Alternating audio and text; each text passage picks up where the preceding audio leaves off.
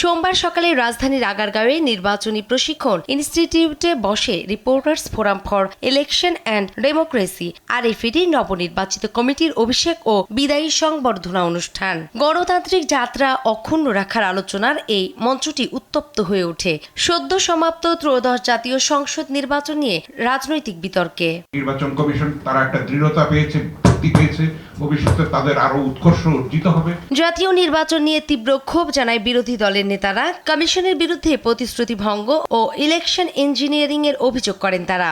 এইখানে তো অনেকে অনেক পজিটিভ কথা বললেন, কিন্তু এটা টোটালি ইলেকশনটা একটা ইঞ্জিনিয়ার ইলেকশন ছিল এবং এটাতে আপনারা অনেকে রাগ করবেন। নির্বাচন কমিশন প্রধান এখানে আছেন, হয়তোবা এই বক্তব্যের পরে এই অফিসে আমাদের ঢুকতে দিবে কিনা এটা জানি না। সংসদে সরকার দলীয় হুইপ মিয়া নুরুদ্দিন আহমেদ অপু বলেন, দেশি বিদেশি সব প্রতিবেদনই নির্বাচন গ্রহণযোগ্য ও অংশগ্রহণমূলক প্রমাণ হয়েছে। আর প্রধান নির্বাচন কমিশনারের দাবি, কোনো দলের প্রতি পক্ষপাতিত্ব করেননি নির্বাচন কমিশন।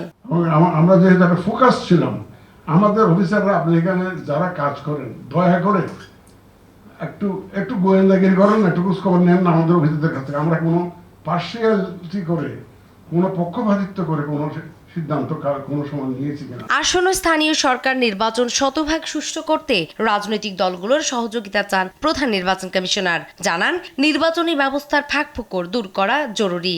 দয়া করে ইলেকশনের কেন্দ্রে আসবেন, দয়া করে ভোটটা দিলেন এবং আপনার ভোটটা নিজে রক্ষা করার চেষ্টা করবেন। কেউ আপনার জমিটা তো কেউ নিয়ে দিকে আপনি জান দিয়ে ফেলাবেন, এই ভোটটা আপনার অধিকার। নূপুর মাহমুদ, দেশ টিভি, ঢাকা। আমাদের পাশে আছি, কোনো কেউ যাতে কোনো ভীত সন্ত্রস্ত